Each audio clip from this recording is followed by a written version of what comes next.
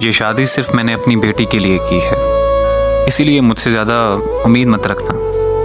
वो उसे अपने बेड पर रिवायती दुल्हनों की तरह बैठे देखकर नागवारी से बोला, तुमने ये सोचा होगा कि तुम मुझसे शादी करके मुझे हासिल कर लोगी, तो ये भूल है आपकी, क्योंकि मेरे दिल में सिर्फ मेरी पहली बीवी बसती है।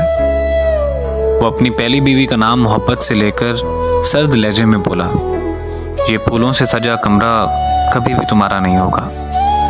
याद रखना, ये फूल मेरे बीवी के चले जाने के बाद मेरी जिंदगी से भी चले गए।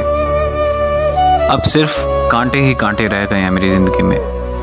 वो यकदम से जनूनी अंदाज में बेड पर लगे गुलाब के फूलों की लड़ियों को बेदर्दी से खींचकर नफरत से बोला।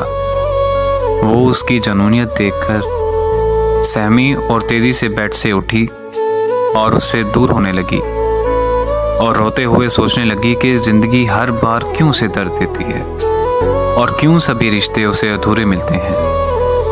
वो सख्ती से फूलों को फेंककर उसकी जानिब बढ़ा और उसे सख्ती से कंधों से पकड़कर खींचते हुए कमरे से बाहर निकाल दिया और सामने अपनी बेटी के कमरे के सामने पहुंचकर उसे धक्का देकर सर्द लहजे में कहने लगा, याद रहे कि तुम मेरी मौजूदगी में सिर्फ इसी कमरे में रहोगी, और अगर तुम्हें कमरे से बाहर देखा ना तो वो दिन तुम्हारा यहाँ आखिरी दिन होगा।